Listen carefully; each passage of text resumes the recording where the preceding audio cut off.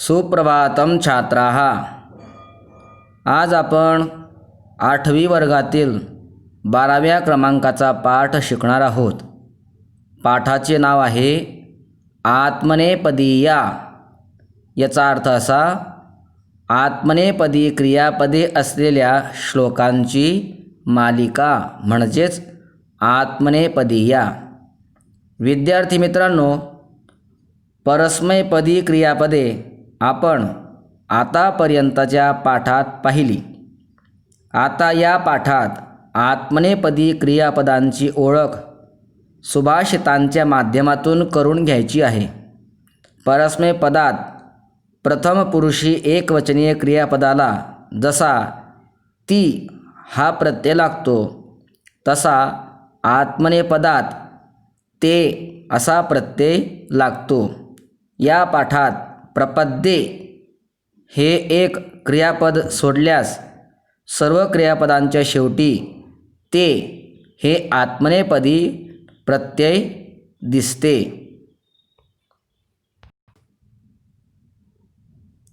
आत्मनेपदीया। प्रथम श्लोक आपण अगोदर स्वरामध्ये गाऊया, त्यानंतर त्याचा अन्वय पाहूया आणि नंतर आपण त्याचा सरळार्थ पाहू।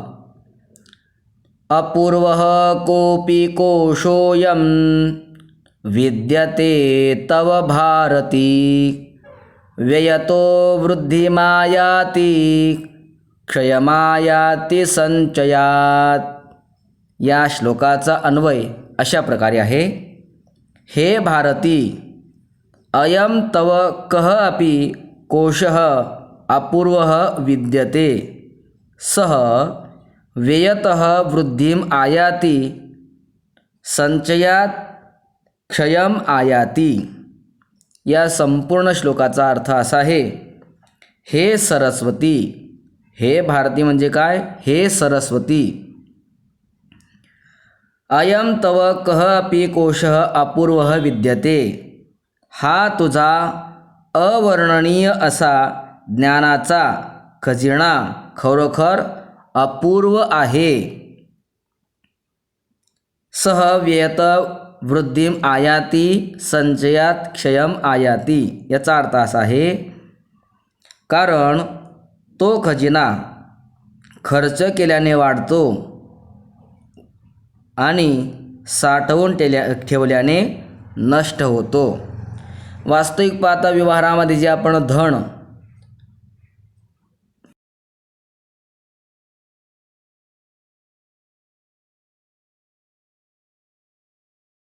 आणि जेवढा आपण खर्च करतो तेवढी ती संपत्ती संपत असते। परंतु हे सरस्वती माते, तुझ्याकडे जो ज्ञानरूपी खजिना आहे, हा ज्ञानरूपी खजिना एक अवर्णनीय असा खजिना आहे। याचं आपण वर्णन करू शकत नाही असा हा खजिना आहे। काय याचं वैशिष्ट्य आहे? व्ययतो वृद्धिमायाति। या खजिन्याला जेवढा आपण व्यय करू, खर्च करू, म्हणजे ज्ञान जेवढं आपण दुसऱ्याला देऊ तेवढा हा ज्ञानरूपी खजिना वाढत असतो। आणि जर आपण त्याचा संचय केला, ज्ञान फक्त साठवूनच ठेवलं, कोणाला सांगितलंच नाही, कोणाला दिलंच नाही, तर मग हा ज्ञानरूपी खजिना हळूहळू क्षय होऊ लागतो, म्हणजे नष्ट होऊ लागतो। म्हणूनच म्हण पडली आहे, ज्ञान दिल्याने वाढत असते, धन दिल्याने कमी होते, परंतु ज्ञान मात्र दिल्याने वाढत असते। उदाहरणार्थ, माझ्याकडे 100 रुपये आहेत आणि तुमच्याकडे 100 रुपये आहेत। मी माझे 100 रुपये तुम्हाला दिले आणि तुम्ही तुमचे 100 रुपये मला दिले, काही फरक पडेल का? माझ्याकडे 100 राहतील आणि तुमच्याकडे 100 राहतील।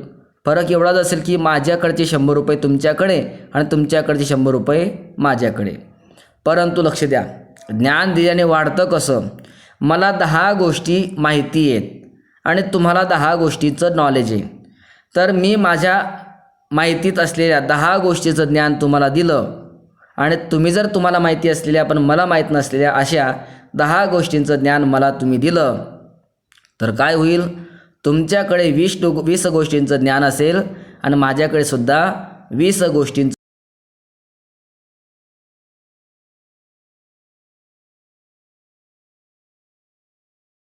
क्षयम आयाती संचयात, व्ययतो खर्च केल्यानंतर वृद्धी आयाती वाढतो, संचयात क्षयम आयाती परंतु साठवून ठेवल्यानंतर तो नष्ट होत राहतो.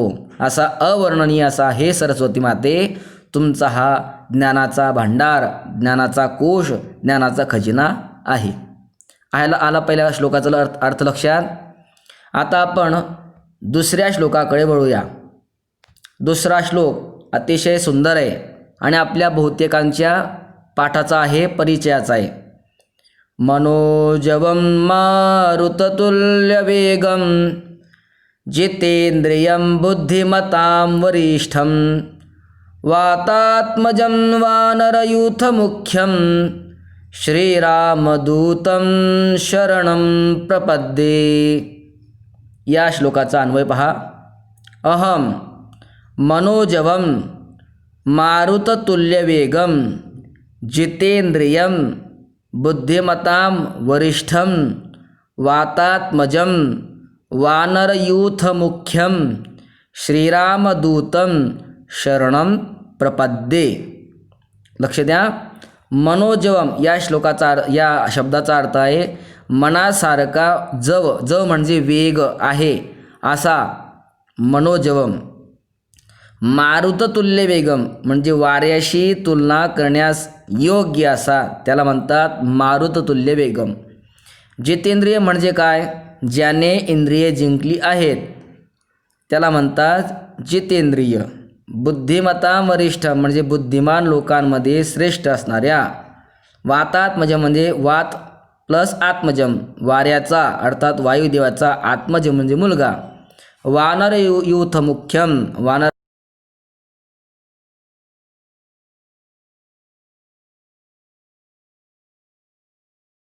अहम शरणम प्रपद्ये मी आपल्या आश्रयाला येतो. आश्रय श्री हनुमान मी आपला आश्रय येतो, मी आपल्याला शरण येतो. आता याचा सरळ अर्थ बघा. मनाप्रमाणे वेगवान, वाऱ्याप्रमाणे ज्याचा वेग आहे अशा, ज्याने स्वतःच्या इंद्रियावर विजय मिळवला आहे आणि बुद्धिमत्तामध्ये श्रेष्ठ असणाऱ्या वानरांच्या कळपाचा नेता अशा पवनपुत्राला श्रीरामांच्या दूताला मी शरण येतो, मी शरण जातो, मी आश्रय घेतो.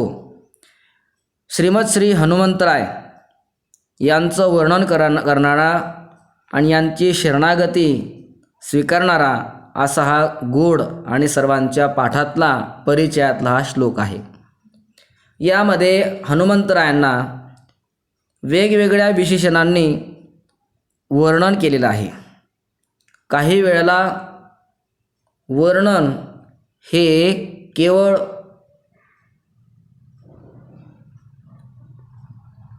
स्वार्थापोटी असतं, त्याला स्वार्थमूलक वर्णन असं म्हणतात. काही वेळेला वर्णन हे अतिशयोक्तीचं असतं आणि काही वेळेला वर्णन मात्र हे संयुक्तिक असतं, जसेच्या तसे असते, यथार्थ वर्णन याला म्हणतात. तसं या श्लोकामध्ये श्रीमद हनुमंतरायांचं वर्णन हे यथार्थ वर्णन आहे. कसं यथार्थ वर्णन आहे? मनोजवम विशेषण आहे. हनुमंतराय कसे आहेत? मनासारखा ज्यांचा वेग आहे,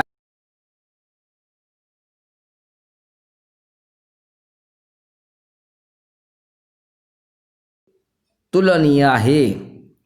जितेंद्रियम ज्यांनी आपली सर्व इंद्रिय जिंकलेली आहेत. हनुमंतराय आणि आपल्यामध्ये जर काय फरक असेल तर हा एक फरक आहे. आपण सर्वजण इंद्रियांच्या ताब्यामध्ये आहोत आणि हनुमंतराय यांनी आपली सर्व इंद्रिये आपल्या ताब्यामध्ये घेतलेली आहेत. मात्र इंद्रियांच्या ताब्यात असणं आणि इंद्रिय आपल्या ताब्यात असणं याच्यात फरक काय? तर बघा, पुढारी लोक असतात आणि पुढारी लोकांच्या मागे पुढे पोलीस लोक असतात. 4-5 पोलीस पुढे, 4-5 पोलीस मागे. आणि चोर असतो, त्या चोराच्या पुढे 4-5 पोलीस असतात आणि 4-5 पोलीस मागे असतात. मग चोराच्याही आणि पुढाऱ्याच्याही पाठीमागे पुढे पोलीस असतात. मग दोघांमध्ये फरक आहे की नाही? आहे, बरोबर. मग काय फरक आहे? लक्ष द्या, ज्या पुढाऱ्याच्या मागे पुढे पोलीस असतात तर ते पोलीस पुढाऱ्याच्या ताब्यात असतात. म्हणजे पुढाऱ्यांची आज्ञा जोपर्यंत राहील आणि जशी आज्ञा होईल तसे ते करत असतात. परंतु चोराच्या मागे पुढे जे पोलीस असतात यामध्ये चोराच्या ताब्यात पोलीस नसतात, तर त्या 4-5 मागे पुढे असणाऱ्या पोलिसांच्या ताब्यामध्ये तो चोर असतो. म्हणजे पोलिसांना वाटेल तिकडे ते चोराला नेऊ शकतात आणि इकडे मात्र पुढाऱ्याला वाटेल तिकडे तो पोलिसांना नेऊ शकतो. तसंच आपल्यामध्ये आणि हनुमंतराय याच्यामध्ये फरक आहे. आपले इंद्रिय आहेत 10, पंच ज्ञानेंद्रिय आणि पंच कर्मेंद्रिय. हे जी इंद्रिय आहेत ना, आपण या इंद्रियांच्या ताब्यामध्ये आहोत. कान म्हणतील मला सुंदर गीत ऐकायचं आहे, आपण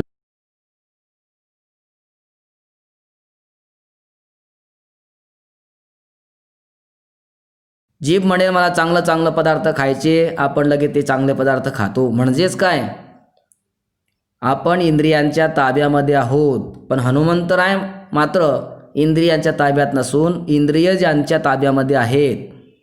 हनुमंतरायांचे कान ऐकत नाही का? ऐकतात, परंतु कानाला वाटेल ते ऐकत नाही हनुमंतराय. मग हनुमंतरायांना वाटेल ते त्यांचे कान ऐकत असतात, हनुमंतरायांना वाटेल ते त्यांचे डोळे पाहत असतात, हनुमंतरायांना वाटेल ते त्यांचं रसास्वादन करत असते.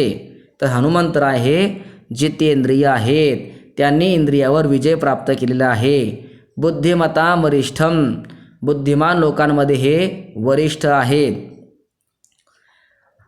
तुम्ही पहिलवान लोकांना पाहिलं असेल, पहिलवान लोकांकडे ताकद खूप असते पण बुद्धी नसते.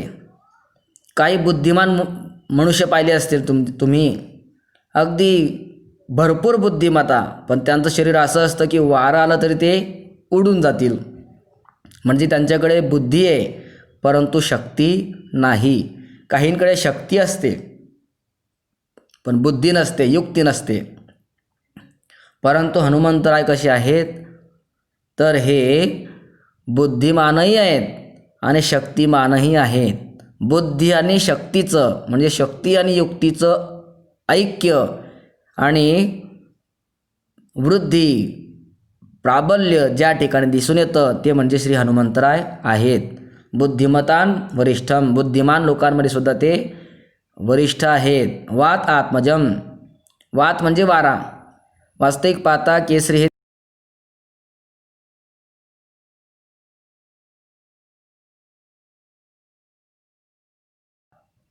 प्राप्ती झाली आहे हनुमंतरायांची पुत्र रूपामध्ये, म्हणून वायुदेव हे हनुमंतरायांचे खरे वडील आहेत. वातात्मजम, वानर यूथ मुख्यम, वानरांचा जो कळप आहे, जो यूथ आहे त्यामध्ये ते हनुमंतराय मुख्य आहेत. श्रीरामदूतम, श्रीरामरायांचे जे दूत आहेत असे हनुमंतराय. आम्ही आपल्याला शरण येतो, आम्ही आपला आश्रय घेतो. अशा प्रकारे शरणागती स्वीकारणारा, आश्रय मागणारा, अशा प्रकारे सुंदर हा श्लोक आहे. आता आपण तिसऱ्या श्लोकाकडे वळूया. कुसुमं वर्णसंपन्नं गंधहीनं न शोभते, न शोभते क्रियाहीनं मधुरं वचनं तथा. या श्लोकाचा अन्वय पहा. वर्णसंपन्नं गंधहीनं कुसुमं न शोभते तथा क्रियाहीनं मधुरं वचनं न शोभते. या श्लोकाचा आता अर्थ पहा. चांगल्या रंगाने खुललेले पण ज्याचा सुगंध येत नाही असे फूल शोभून दिसत नाही. म्हणजे रंग त्याचा चांगला आहे परंतु ते गंधहीन आहे, त्याला कोणत्याच प्रकारचा सुगंध नाही. असं जर ते फूल असेल, जरी ते किती सुंदर रंगाचं असलं तरी ते शोभत नाही. कारण फुलांची शोभा ही केवळ रंगावर अवलंबून नसते तर ती त्यांच्या सुगंधावर अवलंबून असते. पुढे पहा. त्याप्रमाणे ज्याला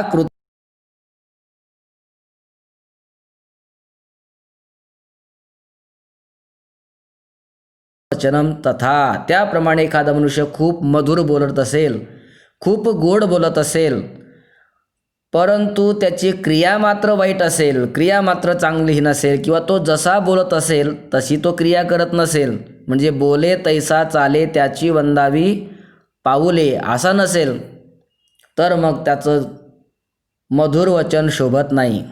जो बोलतो तसा चालतो, म्हणजे काय, वागतो, जसं बोलतो तसा वागतो, तो वंदनीय ठरतो. परंतु जो बोलतो वेगळं आणि वागतो वेगळं असं जो करतो, ज्याच्या वागण्यामध्ये आणि बोलण्यामध्ये तारतम्य नसतं, एक रूपता नसते, त्याला म्हणतात दुर्जन. एक सुंदर श्लोक आहे.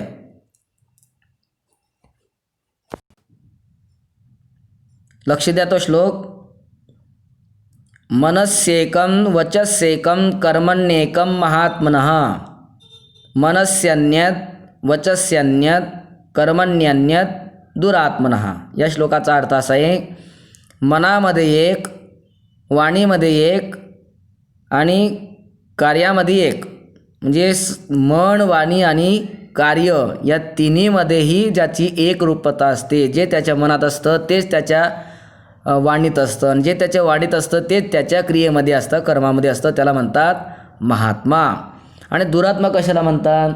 मनामध्ये वेगळं असतं, वाणीमध्ये वेगळं असतं, म्हणजे बोलण्यामध्ये वेगळं असतं, आणि कृतीमध्ये तिसरंच असतं. असं प्रत्येक ठिकाणी जो भिन्न भिन्नता दाखवतो,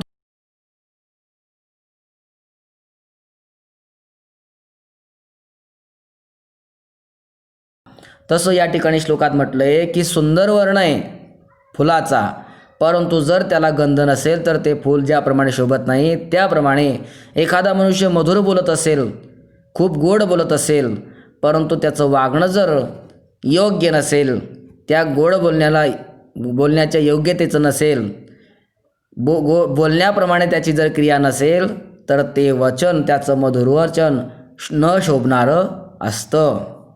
आता चतुर्थ श्लोकाचा अर्थ पाहूया. त्याआधी आपण चतुर्थ श्लोक सर्वांनी मिळून त्याचा सस्वर गायन करूया. बोला सर्वांनी. शतेषु जायते शूरः सहस्रेषु च पंडितः वक्ता दशसहस्रेषु दाता भवति वा नवा. या श्लोकाचा अन्वय पहा.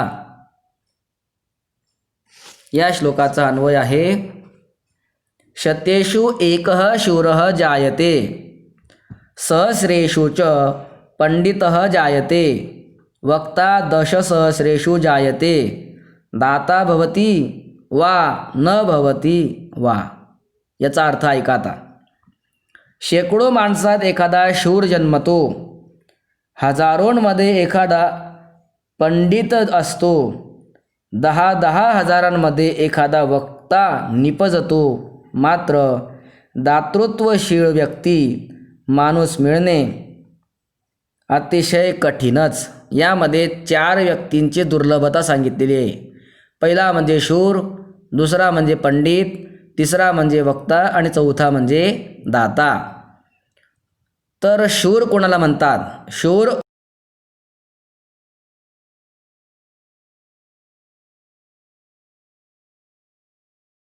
व्यक्ती युद्धाची बातमी ऐकल्याबरोबर त्याच्या अंगामध्ये रक्तसंचार वाढतो, रक्त संचारू लागतो, डोळ्यामध्ये रक्ताचा संचार होतो आणि तो हातात शस्त्र घेतो आणि लढण्याकरता जातो, त्याला म्हणतात शूर. परंतु जो शूर नसेल तर युद्धाची बातमी ऐकल्याबरोबर जो घरात जाऊन बसतो आणि ज्याला युद्धापासून, मरणापासून भीती वाटते, त्याला म्हणतात भित्रा. तर असा जो शूर असतो, असा शूर शेकडो लोकांमध्ये एखादा असतो, म्हणजे शंभरांमध्ये, शेकडो लोकांमध्ये, शतेषु अनेक शंभरांमध्ये एखादा शूर असतो. सहस्रेषुच पंडितः. पंडित कशाला म्हणतात? पंडाना आत्मविषया बुद्धी सा यस्या अस्ति सा पंडितः. आत्मविषयक बुद्धी म्हणजे सर्व ठिकाणी माझा आत्मा आहे, एक परमात्मा सर्व ठिकाणी नटलेला आहे, सर्व हे जगत हे परमात्म्याचे स्वरूप आहे असा जो जाणतो त्याला म्हणतात पंडित. असा पंडित प्राप्त होणं म्हणजे एक दुर्लभ गोष्ट आहे. कारण असे पंडित लोक अनेक हजारांमध्ये एखादा पंडित असतो. बाकी मग कसे पंडित असतात? वाचन करायचं नाही, तेवढं सांगायचं, जे ऐकलं ते सांगायचं किंवा जे वाचन केलं ते सांगायचं, पण मनात मात्र काही उतरू द्यायचं नाही. त्याला पंडित म्हणत नाही. हे फक्त नावाचे पंडित आहेत. पण खरा पंडित तो की जसं ऐकतो तसं सांगतो आणि जसं सांगतो तसं वागतो, त्याला म्हणतात पंडित. सर्व ठिकाणी जो ब्रह्मरूप पाहतो त्याला म्हणतात पंडित. वक्ता दशसहस्रेषु. वक्ता जो असतो तो अनेक 10,000 हजारांमध्ये एखादा निपजतो. वक्ता कशाला म्हणतात? तर तो मूर्तिमंत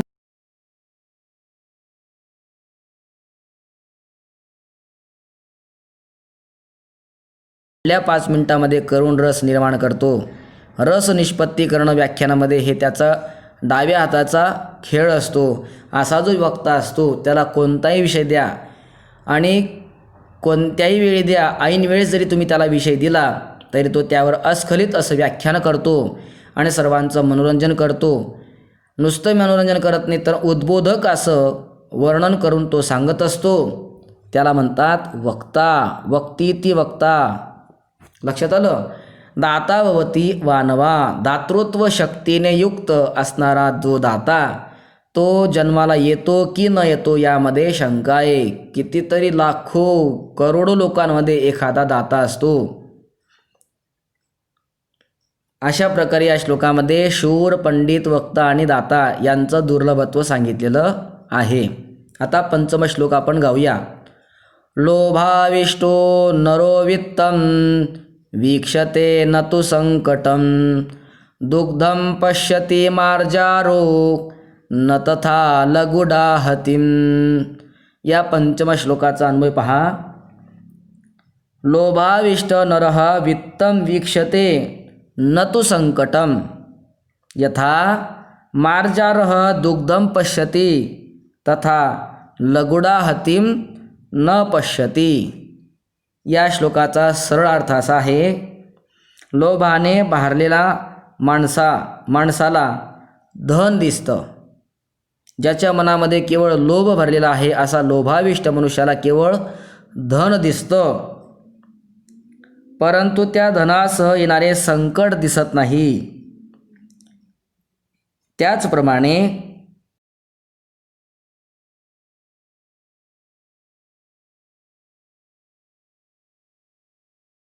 नाही. लक्ष द्या.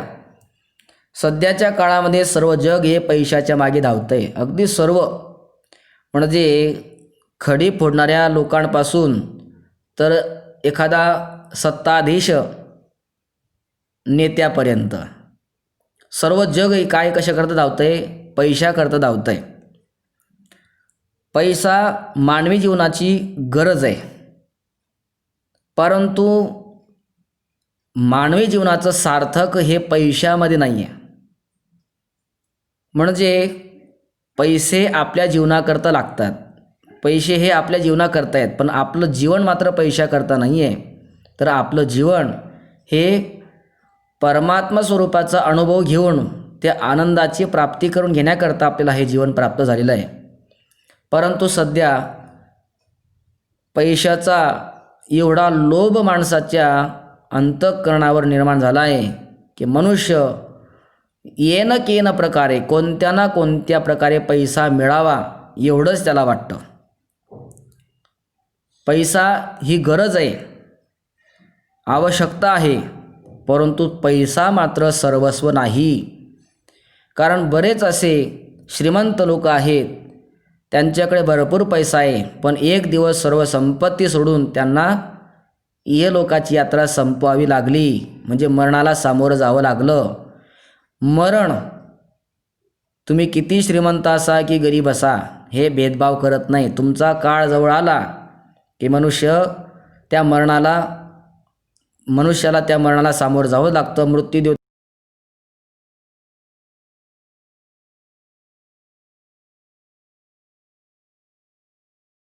आणि गरीब सुद्धा मरणारच आहे.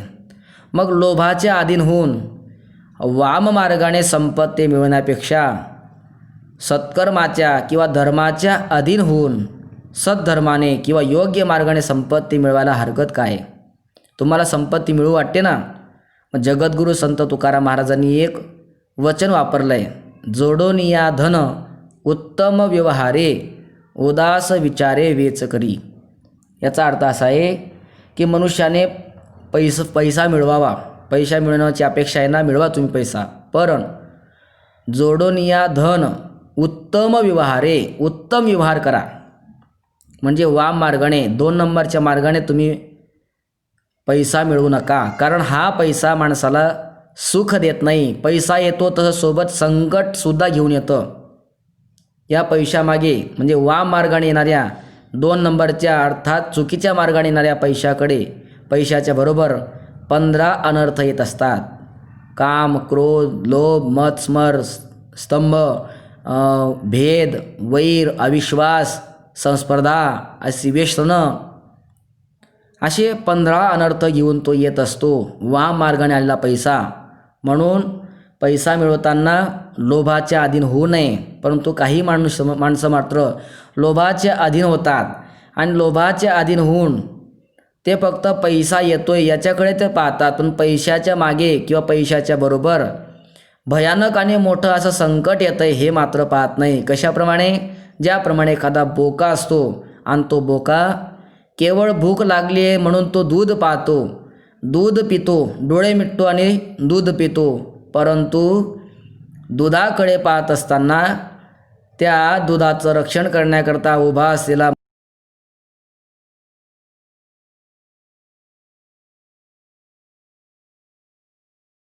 त्या बोकाचं लक्ष जात नाही, तो फक्त दुधाकडे पाहतो.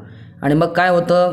तो दुधाकडे येतो, परिणाम त्याला त्याच्या पाठीवर काठीचा दणका बसतो.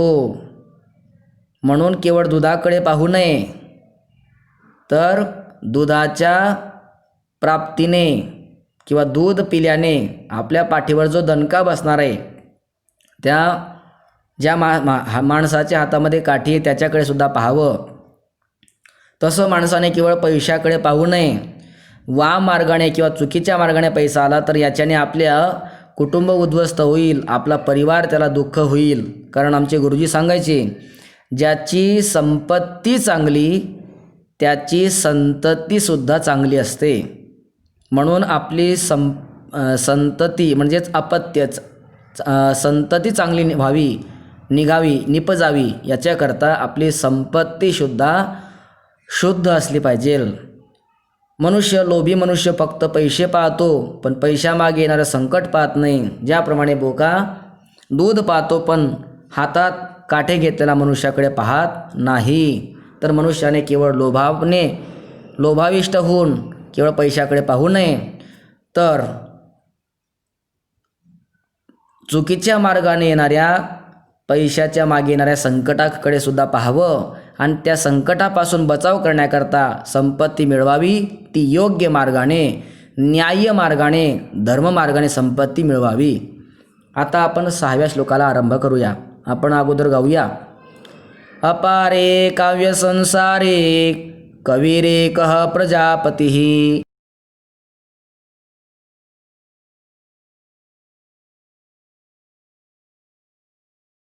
आहे. अपारे काव्य संसारे कविः एकः प्रजापतिः अस्ति यथा अस्मै कवये रोचते तथा काव्यस्य विश्वं वै परिवर्तितः. या 6व्या श्लोकाचा सरळ अर्थ लक्षात घ्या.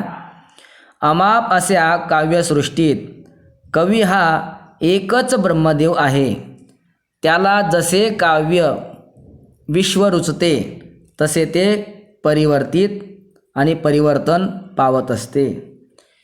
ज्याप्रमाणे ब्रह्मदेव हा सर्व जीवांची रचना करतो, सृष्टीची रचना करत असतो, त्याला जसं वाटेल तसं तो निर्माण करत असतो, तसं या संसारामध्ये कवीसुद्धा एक काय ब्रह्मदेव आहे, म्हणजे सृष्टीचा निर्माता आहे.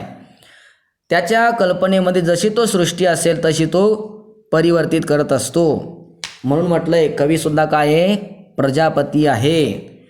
आणि म्हणसुद्धा आहे, जे न देखे रवी ते देखे कवी. जे रवी पाहू शकत नाही म्हणजे सूर्य पाहू शकत नाही किंवा सूर्य ज्या ठिकाणी पोहोचू शकत नाही त्या ठिकाणी कवीचं मन पोहोचतं, कवीची कल्पना पोहोचत असते.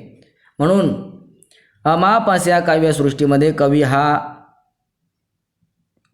एकच ब्रह्मदेव आहे, ज्याला काव्यरूपी विश्व जसे रुजते तसे तो परिवर्तन करत असतो.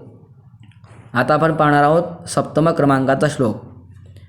वनस्पतेरपक्वानि फलानि प्रचिनोति यः विन्दते न रसं तेभ्यो बीजं चापि विनश्यति. पुन्हा एकदा. वनस्पतेरपक्व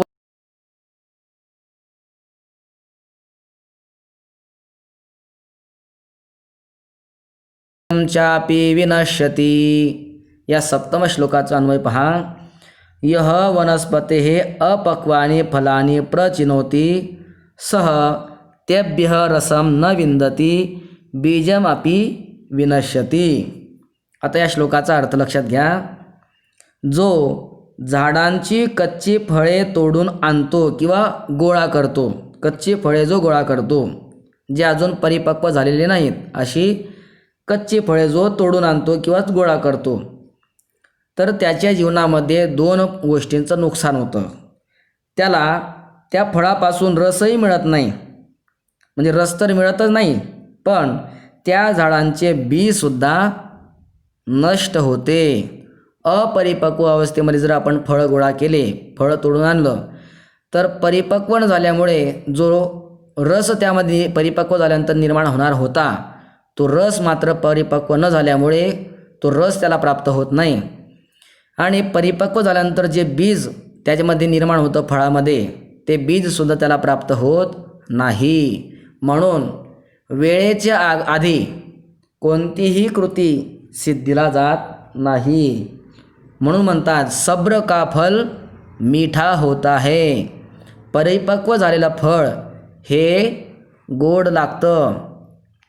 परिपक्व होण्याच्या अगोदरच जर अपक्व वनस्पतीचे अपक्व फळ आपण जर गोळा केले, तर त्या गोळा केलेल्या फळापासून तुम्हाला रसही प्राप्त होणार नाही आणि त्या फळांचं बीजही प्राप्त होणार नाही, ते सुद्धा नष्ट होणार. बीजम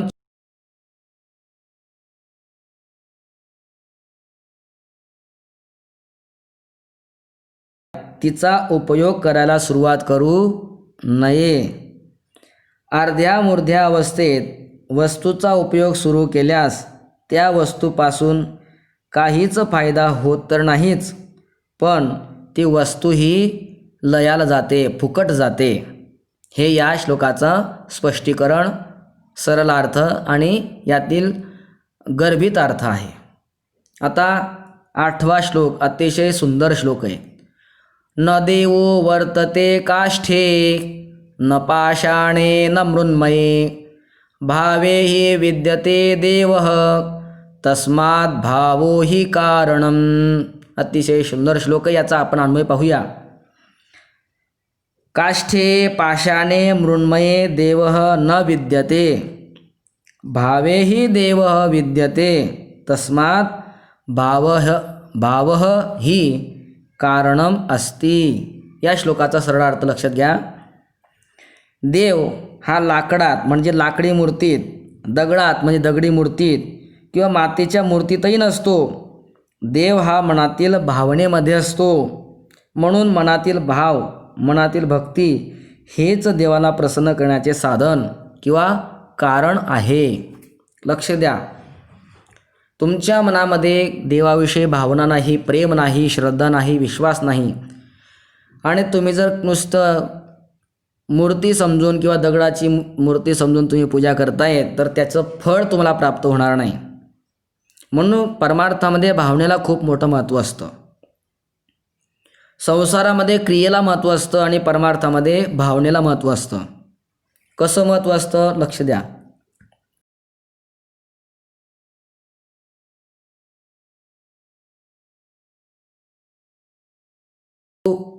मनाच्या भावनेने पाहिलं तर ती स्त्री तुमची आई दिसेल, तुम्हाला तुमची बहीण दिसेल. एखादा पुरुष रस्त्याने जात असेल तर स्त्रीला तो पुरुष डोळ्यांनी एखादा मनुष्य दिसेल, पण मनाच्या भावनेने तो वडीलही दिसू शकतो किंवा तो भाऊसुद्धा दिसू शकतो. तसं मंदिरामध्ये गेलात तुम्ही तर तुमच्या डोळ्याला लाकडाची मूर्ती दिसेल, दगडाची मूर्ती दिसेल, नाहीतर मातीची मूर्ती दिसेल डोळ्यांनी. परंतु मनाच्या भावनेने जर तुम्ही त्या मूर्तीकडे पाहिलं तर प्रत्यक्षात देव तुम्हाला त्या मूर्तीमध्ये दिसेल. भाव नाही तो निधिवन मधुवन, लागे सब वीरान, भाव होई तो जित देखू तित देखत सुंदर श्याम. जर तुमच्या मनामध्ये भावना नसेल तर तुम्ही कोणत्याही वनामध्ये जा, सर्व वन तुम्हाला वीरांसारखं लागेल, उदास वाटेल. परंतु अंतःकरणामध्ये भावना ठेवून जर तुम्ही सर्वीकडे पाहिलं तर तुम्ही जिकडे पाहाल तिकडे तुम्हाला तुमच्या अंतःकरणाच्या भावनेने तुम्हाला देव दिसेल. हिरण्यकश्यपूने सांगितलं, अरे प्रल्हाद, तुझा देव कुठे असतो? प्रल्हादाने सांगितलं, पिताजी, माझा देव कुठे नाही आहे, अर्थात माझा देव सर्व ठिकाणी आहे. हिरण्यकश्यपूने अत्यंत रागाने विचारलं, मग सर्व ठिकाणी आहे, मग या मला खांबामध्ये का दिसत नाही आहे? कस्मात स्तंभे न दृश्यते यस्मात यदि स सर्वत्र कस्मात स्तंभे न दृश्यते. जर तो सर्वत्र आहे तर मग मला खांबामध्ये का दिसत नाही आहे? तुझा तो विष्णू खांबामध्ये नाही.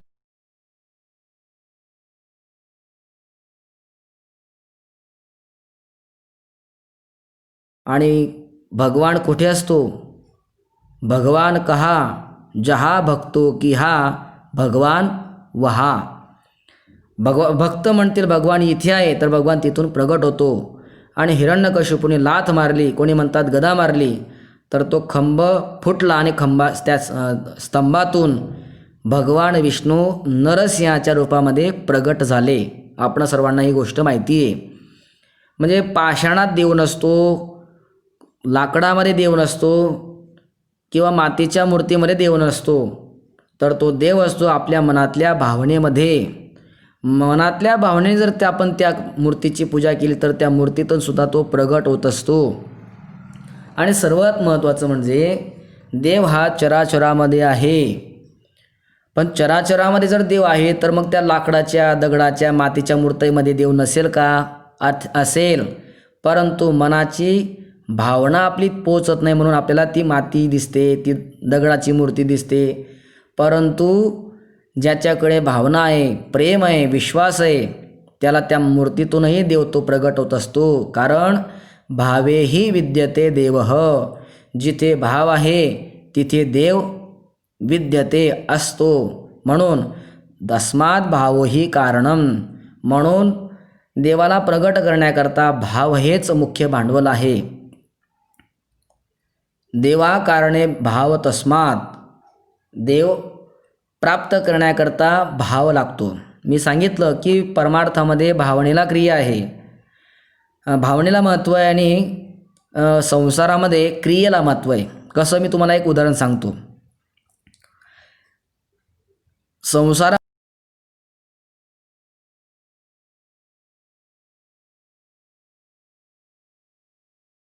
किंमत नाही आहे आणि परमार्थामध्ये क्रियेला किंमत नाही. मी तुम्हाला दोन गोष्टी सांगतो दोन्हीविषयी. संसारामध्ये क्रियेला प्राधान्य आहे परंतु भावनेला प्राधान्य नाही. वर्गामध्ये शिक्षक शिकवत आहेत, चित्रकलेचा क्लास सुरू झाला आहे आणि गुरुजींनी सांगितलं, विद्यार्थ्यांनो, रेल्वे रुळावर धावणारी आगगाडी तुम्ही काढायची आहे, रेल्वे गाडी तुम्ही काढायची, म्हणजे रोडावर धावणारी रेल्वे तुम्हाला काढायची आहे. आणि वेळ दिला की 20 मिनिटांमध्ये तुम्हाला हे चित्र पूर्ण करायचं आहे. मग मुलांनी पेन्सिल घेतले, कलर घेतले आणि ते रोड काढतायत, त्याच्यावर रेल्वे काढतायत, ते धावते असं दाखवत आहेत. प्रत्येकाने चित्र काढलं आणि एक एक एक एक एक एक गुरुजींना दाखवत आहे. पण एक जो विद्यार्थी होता त्याने चित्र काढलंच नाही. त्याने तसाच तो कोरा पेपर नेला आणि गुरुजींना दाखवला. परंतु नेत असताना त्याने एक भावना केली. मी सांगितलं संसारामध्ये भावनेला किंमत नाही आहे, संसारामध्ये क्रियेला किंमत आहे. त्याने भावना केली. काय केली तर त्या चित्रावर 2 डोंगर काढले आणि त्या डोंगराच्या मधोमध एक बोगदा काढला. बोगदा माहिती आहे तुम्हाला, रेल्वे त्या बोगद्यातून जात असते. मोठमोठे डोंगर घाट त्यामध्ये बोगदा तुम्हाला दिसतात, पाहायला मिळतील. तर त्याने कल्पना केली, तर सुंदर असा डोंगर काढला आणि डोंगराच्या मधोमध एक बोगदा काढला आणि तशीच समोर त्या बोगद्यासमोर अशा 2 रेषा ओढल्या आणि रेल्वे रूळ काढला. पण आगगाडी रेल्वे मात्र त्याने काढली नाही आणि तसाच पेपर घेऊन गेला. मग गुरुजींनी सांगितलं, का रे मी काय सांगितलं होतं, रुळावर धावणारी आगगाडी काढायची.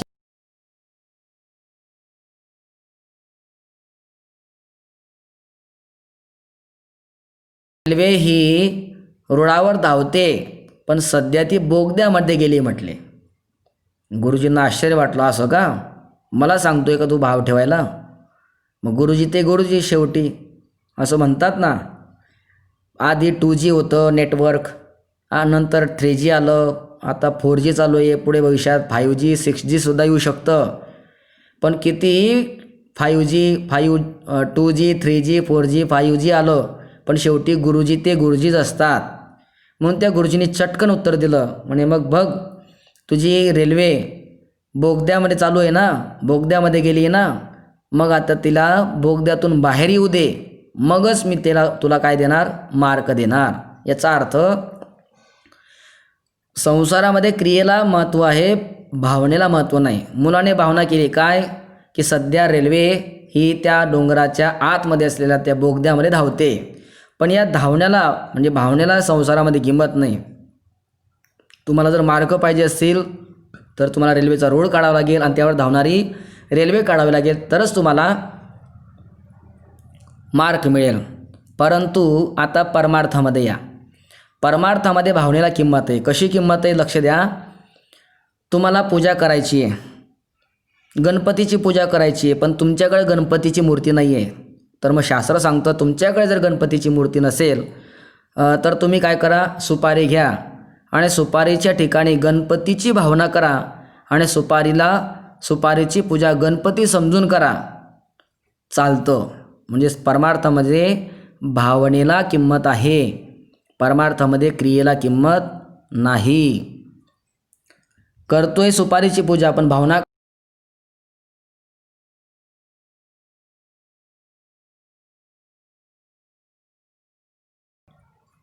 म्हणून परमार्थामध्ये भावनेला किंमत असते, संसारामध्ये क्रियेला किंमत असते.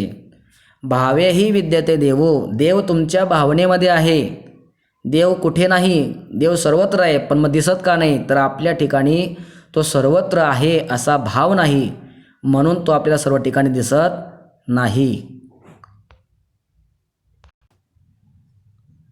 परमार्थामध्ये आपण क्रिया काय करतोय याला महत्त्व नाही, त्या क्रियेच्या पाठीमागे आपली भावना काय याला महत्त्व आहे.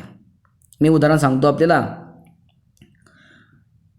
पूर्वी अशी आख्यायिका होती की अकबर आणि बिरबल. अकबर राजाच्या पदरी, बिरबल हा एक चतुर सेवक होता. एके दिवशी त्या बिरबलाला हिणवावं, त्याचा अपमान करावा अशी बुद्धी त्या अकबराच्या मनामध्ये निर्माण झाली आणि त्याने सांगितलं जेव्हा बिरबल आला तेव्हा, अरे बिरबल, मला एक स्वप्न पडलं. म्हटले, सरकार काय स्वप्न होतं तुमचं? म्हणे मला स्वप्न असं पडलं की काल आपण दोघं रस्त्याने फिरत होतो, तर रस्त्यामध्ये 2 खड्डे होते, मोठमोठे खड्डे होते.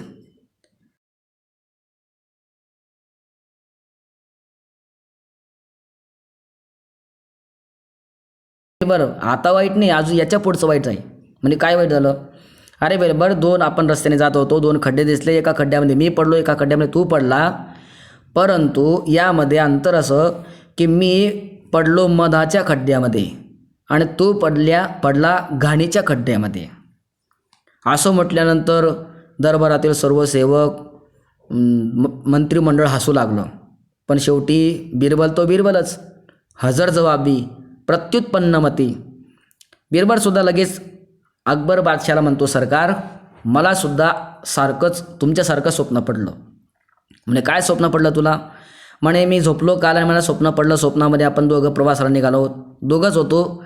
रस्त्याने पायी प्रवास करता करता रस्त्यामध्ये 2 खड्डे दिसले आणि त्या नकळत दोघांचा पाय घसरला आणि आपण त्या दोघं खड्ड्यामध्ये पडलो.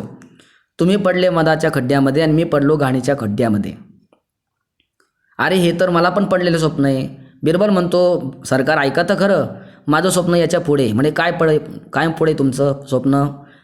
म्हणे बघा, तुम्ही मधाच्या खड्ड्यामध्ये पडले, मी घाणीच्या खड्ड्यामध्ये पडलो, पण मी बाहेर आलो आणि तुम्ही बाहेर आले, आणि मी बाहेर आल्यानंतर मी तुम्हाला चाटतोय, तुम्ही बाहेर आल्यानंतर तुम्ही मला चाटू लागलेत. मग आता विचार करा, चांगलं स्वप्न कोणाचं, चांगलं कोणाचं? परमार्थामध्ये आणि संसारामध्ये केवढा भेद आहे बघा. परमार्थामध्ये तुम्ही कोणत्या खड्ड्यामध्ये पडले याला महत्त्व नाही, तर तुम्ही चाटता काय याला महत्त्व आहे. म्हणजे बिरबल हा घाणीच्या खड्ड्यामध्ये पडला आहे, पण चाटतो काय? मध आहे. आणि राजा मधाच्या खड्ड्यामध्ये पडला आहे आणि चाटतो काय? घाण चाटतोय. म्हणजेच काय, तुम्ही कोणत्या जातीमध्ये जन्माला आलेत याला महत्त्व नाही, तुम्ही कोणत्या गावामध्ये जन्माला आलेत यालाही महत्त्व नाही, तुम्ही कोणाच्या घरात जन्माला आले यालाही महत्त्व नाही, तर तुम्ही करता काय याला महत्त्व आहे.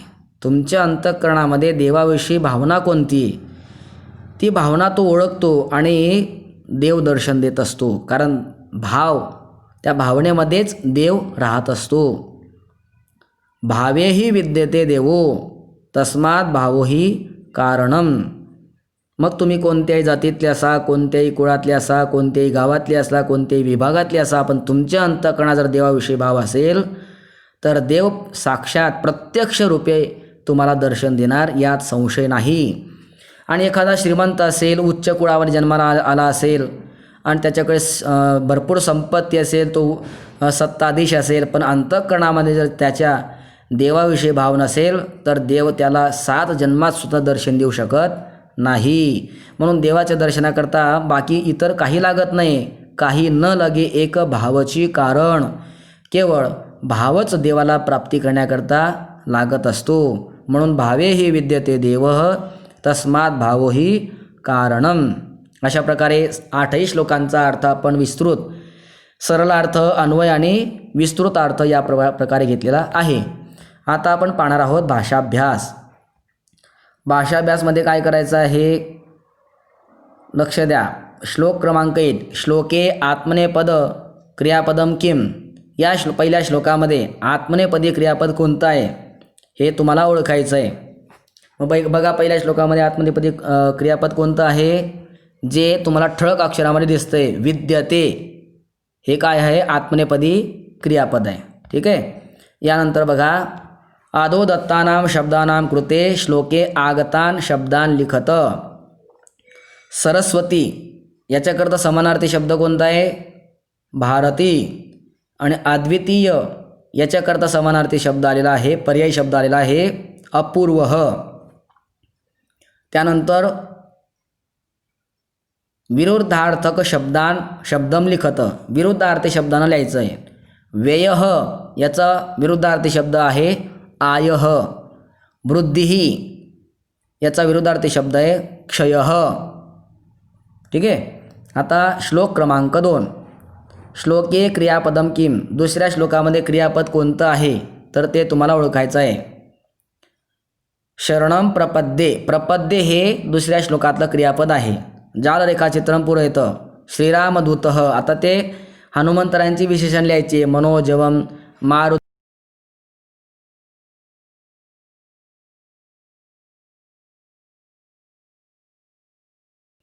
नंतर तिसरा श्लोक पहा. तिसऱ्या श्लोकामध्ये श्लोके क्रियापदम किम. तिसऱ्या श्लोकामध्ये क्रियापद कोणतं आहे तर ते तुम्हाला ओळखायचं आहे. तिसऱ्या श्लोकाचं क्रियापद बघा, शोभते. हे तिसऱ्या श्लोकातलं क्रियापद आहे. विशेषण विशेष्य संबंध. कुसुमम इत्यस्य 2 विशेषणे लिखत. कुसुमम या शब्दाचे दोन विशेषणं लिहा. मग आता कुसुमम याचे दोन विशेषणं कोणते? एक वर्ण संपन्नम आणि गंधहीनम हे कुसुमम या शब्दाचे दोन विशेषणं तुम्हाला लिहायची आहेत. त्यानंतर वचनम इत्यस्य द्वे विशेषणे लिखत. वचनम याचे शब्दाचे दोन विशेषणं लिहायचे तुम्हाला. मग आता उत्तर सांगतो मी. वचनम या शब्दाचे दोन विशेषणं आहेत. पहिलं विशेषण आहे मधुरम, ठीक आहे. दुसरं म्हणजे क्रियाहीनम. हे दोन विशेषणं आहेत. श्लोकात प्रश्न क्रमांक 3. श्लोकात समानार्थक शब्दान चिनुत. श्लोकातून समानार्थी शब्द लिहा. प्रसूनम, सुमम, पुष्पम आणि रिकाम्या जागी तुम्हाला लिहायचं आहे कुसुमम. दुसरं पहा वचः, उक्तिः, वाक्यम आणि याच्या पुढे तुम्हाला लिहायचं आहे वचनम, ठीक आहे. आता चतुर्थ श्लोक पहा. चतुर्थ श्लोक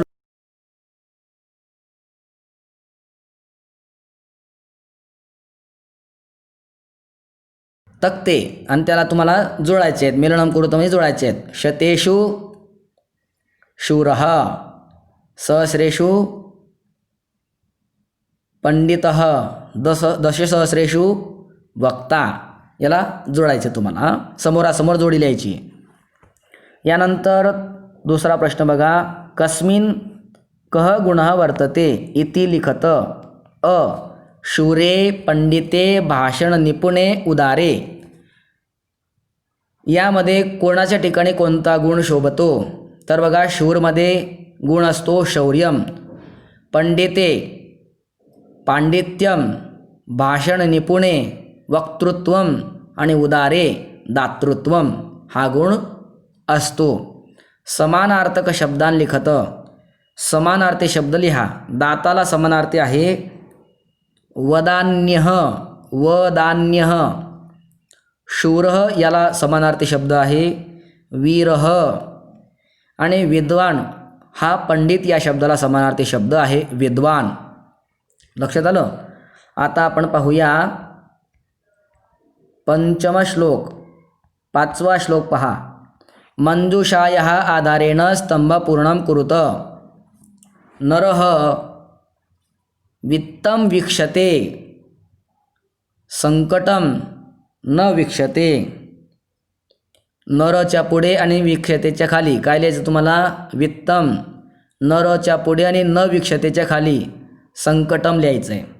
मार्जारमच्या पुढे आणि वीक्षतेच्या खाली दुग्धम लिहायचं आहे आणि मार्जारमच्या पुढे आणि न वीक्षतेच्या खाली लिहायचं आहे लगुडा हतीम, ठीक आहे. खाली ते आम्हाला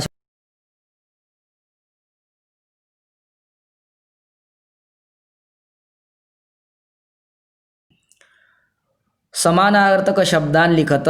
समानार्थी शब्दांना शब्द तुम्ही लिहायचे आहेत. बघा नरः मानवः, वित्तं धनं, वीक्षते पश्यति, संकटं विघ्नः, दुग्धं पयः, मार्जारः समानार्थी आहे बिडालः, लगुडः काष्ठम, आहतिः प्रहारः, ठीक आहे. आता सहावा श्लोक. एक वाक्येन उत्तरत. एका वाक्यामध्ये तुम्हाला उत्तर लिहायचं आहे. श्लोके क्रियापदे के. सहाव्या श्लोकामध्ये क्रियापद कोणती? लिहा. सहाव्या श्लोकातली क्रियापद एक आहे रोचते आणि दुसरं आहे परिवर्तते. रोचते आणि परिवर्तते हे दोन क्रियापदे या श्लोकामध्ये आहेत. अपारे काव्य संसारे कह प्रजापती. अपारे उत्तर आहे अपारे काव्य संसारे कवी ही प्रजापती असं उत्तर लिहायचं आहे. सातवा श्लोक पहा. विशेषणम लिखत. विशेषण लिहायचं आहे. काय विशेषण आहे बघा? फलानी. फलाला विशेषण कोणतं दिलं आहे? अपक्वानी. काय विशेषण लिहायचं आहे? अपक्वानी फलानी. दुसरा प्रश्न बघा. सुभाषिते आत्मनेपदी क्रियापदम किम. आत्मनेपदाचं क्रियापद कोणतं आहे या सातव्या श्लोकामध्ये? तर आहे विंदते. सुभाषिते आत्मनेपदी क्रियापदम विंदते असं उत्तर लिहायचं आहे. तिसरा प्रश्न पहा, सत्यम व असत्यम लिखत.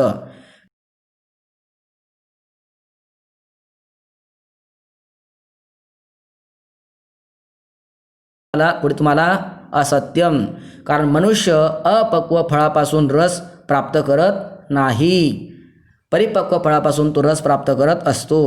दुसरा प्रश्न बघा, अपक्व फलानी चित्वा बीजस्य विनाश भवती. अपक्व परिपक्व न झालेले फळ निवडून किंवा तोडून बीजाचा नाश होतो. तर हे आहे सत्यम, बरोबर. आता श्लोक क्रमांक 8. देवः कुत्र वर्तते. देव कुठे असतो. तर याचं उत्तर लिहायचं आहे, देवः भावे वर्तते. देव तुमच्या मनात असणाऱ्या भावनेमध्ये असतो. देवः काष्ठम पाषाण इति शब्दानां अमरकोश पंक्ती लिखत.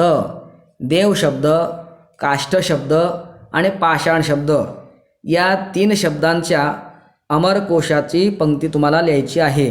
तर बघा, पेज नंबर 75 तुम्हाला देव आणि पाषाण, पहिला शब्द बघा गणेश आहे, दुसरी सरस्वती, तिसरं पितरव आणि त्यानंतर तुमची पंक्ती लिहायची देवः.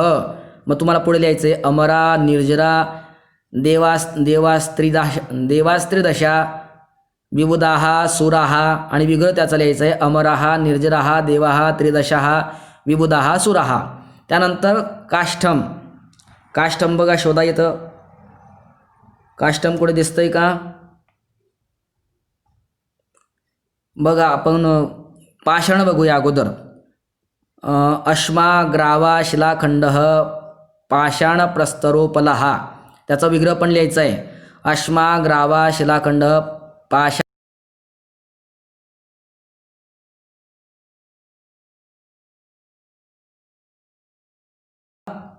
अमरकोश पंक्ती.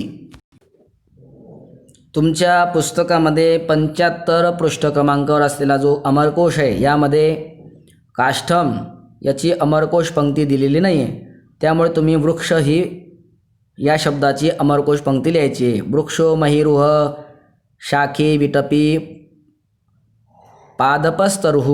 विग्रह पण लिहायचा आहे वृक्ष महिरुक्ष रुह शाखे विटपी पादपः तरु. यानंतर तिसरा प्रश्न आहे, जालरेखा चित्रम पूरयत. जालरेखाचित्र पूर्ण करा. सप्तम्यंत पदानी. सप्तम्यंत पदामिनी तुम्हाला या ठिकाणी लिहायचं आहे. म्हणजे सप्तमी विभक्ती आहे ज्याच्या अंती त्याला म्हणतात सप्तम्यंत पदानी. तर तुम्हाला आता सांगतो मी एकामध्ये. न काष्ठे न पाषाणे न मृण्मये भावे. मग शेवटी या ठिकाणी एका ठिकाणी ज्या ठिकाणी न दिलेलं नाही अशा ठिकाणी भावे लिहायचं आहे. आणि बाकी ठिकाणी काय तुम्हाला लिहायचं आहे, तुम्हाला न काष्ठे न पाषाणे न मृण्मये अशा प्रकारे भाषाभ्यास तुम्हाला लिहायचा आहे. त्यानंतर बघा, सर्वेषां सुभाषितानां सरलार्थम माध्यम भाषेया लिखत. 8ही सुभाषितांचा सरळार्थ तुम्हाला माध्यम भाषेमध्ये तुम्ही ज्या माध्यमातून शिकत आहात, मराठी माध्यम अथवा इंग्लिश माध्यम, ज्या माध्यमातून तुम्ही शिकत आहात तर त्या माध्यमातून तुम्हाला 8ही श्लोकांचा सरळ अर्थ लिहायचा आहे. पुढचा प्रश्न आहे, सर्वेषां सुभाषितानां स्पष्टीकरणम माध्यम भाषा लिखत. सर्व सुभाषितांचं स्पष्टीकरण जे मी तुम्हाला आता सांगितलं स्पष्टीकरण, ते स्पष्टीकरण सुद्धा